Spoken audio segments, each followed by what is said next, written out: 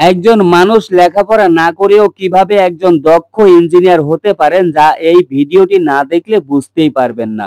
আপনারা দেখছেন আমি ওনার রাউন্ড শেডের কাজটি কমপ্লিট করেছি। এখানে ইঞ্জিনিয়ার চেক করেছে।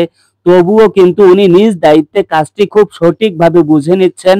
কারণ উনি ইউটিউবে বাড়তি সময় নষ্ট না করে এই কাজ সম্পর্কে অনেক ধরনের ভিডিও দেখেছেন, তাই আজকে উনি নিজের কাজটি নিজে বুঝে নিতে পারছেন। আর উনি কতটা গুরুত্ব দিয়ে সিঁড়িটির মাপজোখগুলো বুঝে নিচ্ছেন দেখেন। পকেট থেকে মোবাইল পড়ে গেছে, মোবাইলের আশা ছেড়ে দিয়ে উনি কিন্তু সিঁড়িটি চেক করছেন। আর আমি মনে করি একজন মালিক তার কাজ সঠিকভাবে বুঝে নেওয়ার কারণে এখানে মিস্ত্রি হয়ে রাগ করার কিছুই নাই। কারণ ওনাদের মতো মালিক আছেন বলেই আমাদের মতো দক্ষ আর অদক্ষ মিস্ত্রিদের পার্থক্য আছে। আর যারা নিজেদের কাজ সঠিকভাবে বুঝে নিতে পারেন না, আমি মনে করি তারা একজন দক্ষ মিস্ত্রিকেও মূল্যায়ন করতে জানেন না।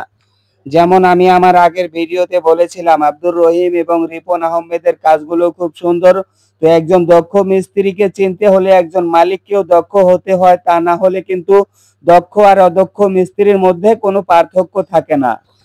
অনেক সময় দেখা যায় মালিকেরা তাদের কাজ বুঝে নিতে গেলে অনেক মিস্ত্রি রাগ করেন, কিন্তু যারা সঠিক মাপে সঠিক নিয়মে কাজ করেন তারা কখনো রাগ করে না। তাই আমি মনে করি যারা এই ধরনের কাজগুলো করাবেন তারা বেকার সময় নষ্ট না করে আগে থেকেই এনার মতো ইউটিউব দেখে জ্ঞান অর্জন করবেন, এবং মিস্ত্রি ভাইরা কিভাবে সঠিক নিয়মে কাজ করবেন এবং মালিকেরা কিভাবে সঠিক নিয়মে একটি কাজ বুঝে নেবেন, এই ধরনের ভিডিও আমার ইউটিউব চ্যানেলে দেওয়া আছে, আপনারা দেখে নেবেন। আর আমার ভিডিও এবং কথাগুলো ভালো লাগলে চ্যানেলটিকে সাবস্ক্রাইব করে পাশে থাকবেন।